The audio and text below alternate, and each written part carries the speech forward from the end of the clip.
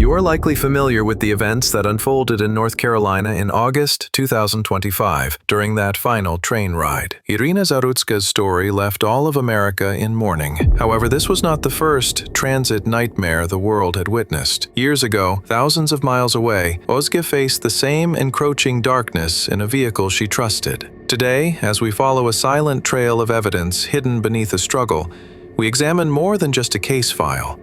We analyze the perpetrator's unexpected fate, written in the darkest corner of the justice system. By the end of this video, you will see that some reckonings go far beyond the courtroom. Welcome to First Degree Guilty. Subscribing is all it takes to join our journey as we trace the path of justice. Now let us return to the freezing silence of the night of February 11th. Security cameras last recorded Özgecan spending an ordinary day with a friend at a shopping mall. After shopping, she went to the stop to return home. That day, instead of her usual university shuttle, she boarded a white passenger van.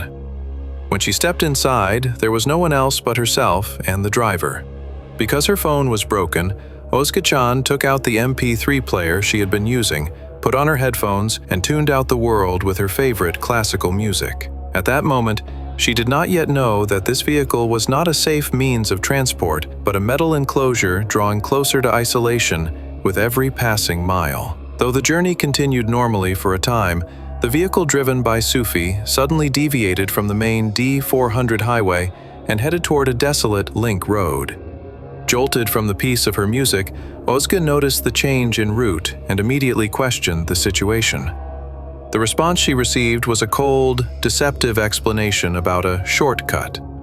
Özge's demand to leave the vehicle and her subsequent cries for help were ignored. Sufi drove the vehicle to a dark location, completely isolated from the city and any possibility of assistance. When the driver moved from his seat into the passenger cabin, Özge utilized her last line of defense: pepper spray.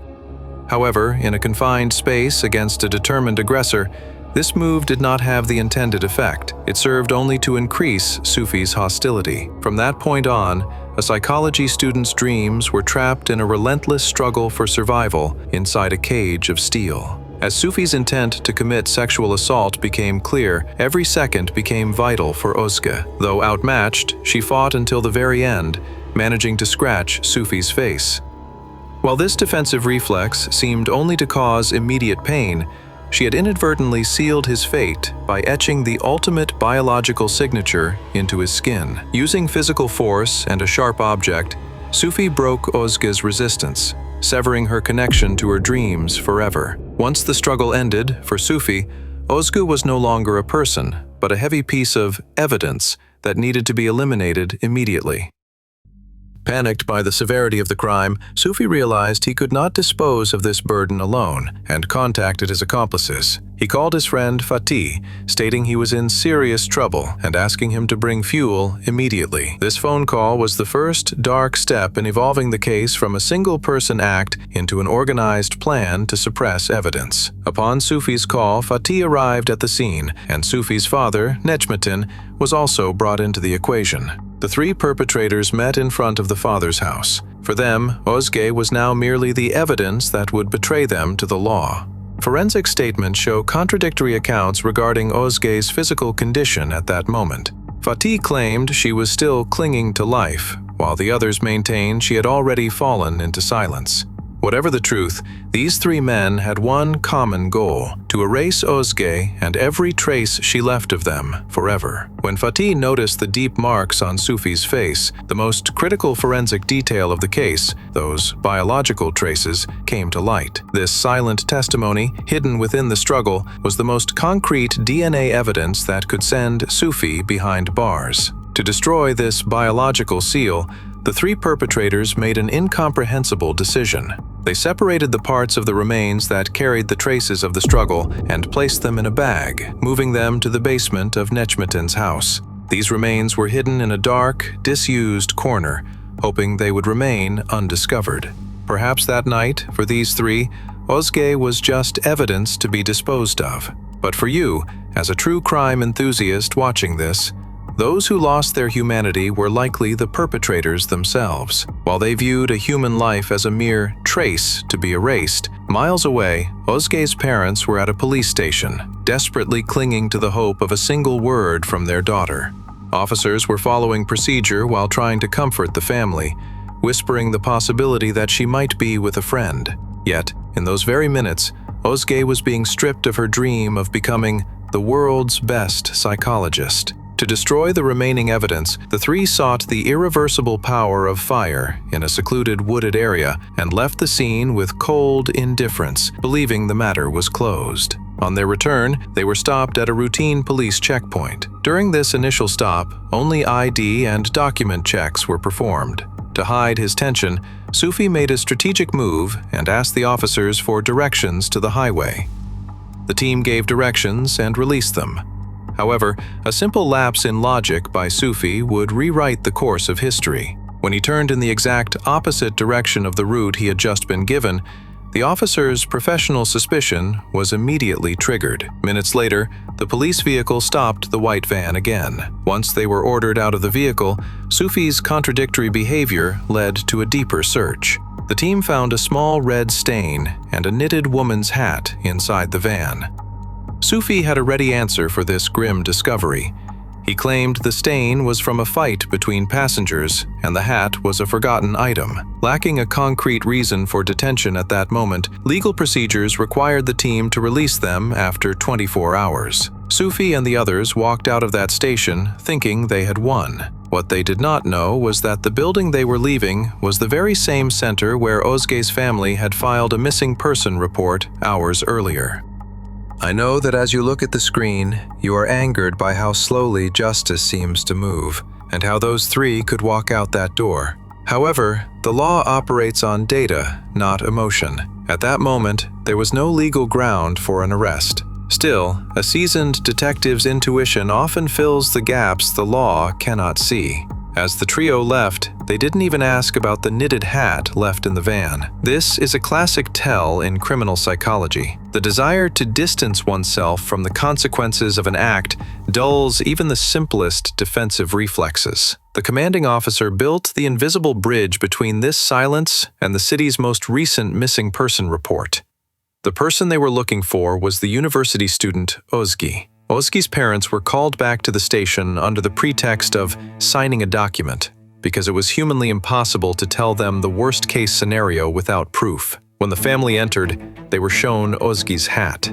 The mother's outcry and her identification of the item did more than just shatter the silence of that room. It forever changed how millions of people in my generation view public transit, strangers, and the concept of safety. That hat was no longer just an accessory. It was the catalyst that changed the course of the case and the beginning of Sufi's end. The coldest truth of the legal system is this: silent witnesses never lie. Following an operation after the identification, the three perpetrators were quickly recaptured, and what remained of Özge was found. The classic scenario seen in every cornered criminal group repeated itself here.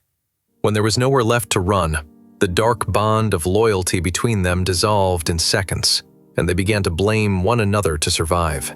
But for Sufi, it was too late. Those marks on his face were a silent scream etched into his skin by Özge's final struggle. Forensic reports cannot document the exact hour Özge fell into silence due to the destructive power of the fire that night. That intense heat had irreversibly obscured much of the data. However, the perpetrator's greatest mistake was failing to realize that a detail they thought they had destroyed would be their undoing. In Necmettin's house, hidden among debris, those traces of life, Özge's remains, became the most shocking evidence of the case. The skin fragments trapped under her fingernails stood Sufi before justice as the primary perpetrator, while fingerprints on fuel canisters sealed the roles of Fatih and Necmettin in this dark partnership. The result was an inevitable legal reckoning, the heaviest sentences in the legal system: life imprisonment. The end of this story was not written within the gray walls of a courtroom, but in the darkest corner of the prison. What happened to Özge had opened such a deep wound in the public conscience that, during that period, you could see honest transit drivers hanging her photos in their vehicles to prove they were not part of this crime. This collective anger echoed not only on the streets, but also at the doors of the high-security cells where the perpetrators were held. Another inmate, named Gültekin, decided to settle the score for this tragedy that had haunted his very dreams. In a chilling twist of fate, just as Özge's parents had been called to the station under the pretext of a document days earlier, Gültekin called Sufi to his cell door with the lie that there was a document he needed to sign. Unaware of the danger, Sufi approached that door and found not just an inmate, but the accumulated rage of a society. Gültekin pointed his weapon and whispered the freezing words, "I brought you a greeting from Özge." As a result of the ensuing actions, Sufi's life ended in that narrow corridor. Necmettin survived the reckoning with injuries, while their accomplice Fatih escaped this end by chance. For some, this was extrajudicial violence. For many watching this story, it was the inevitable manifestation of justice. Gültekin received an additional 29 years for the incident. Though Sufi's story ended behind bars, public anger only grew.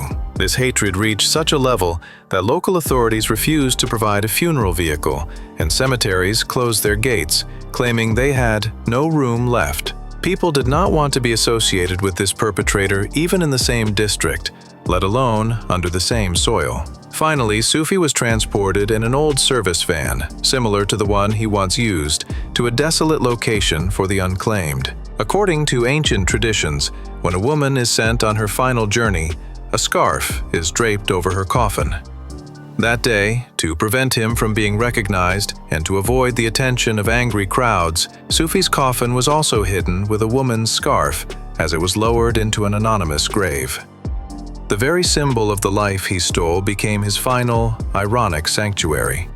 The hand that took a woman's life was buried in such a pathetic manner, hidden under the shadow of a feminine symbol. Özge was a 19-year-old psychology student who came into this world to heal the wounds in people's souls. Today, as we tell her story, we remember not just a loss, but a light that never fades, and the massive impact she left on the public conscience. In that dark night, the justice she fought for with her very hands, mediation of honor for us today.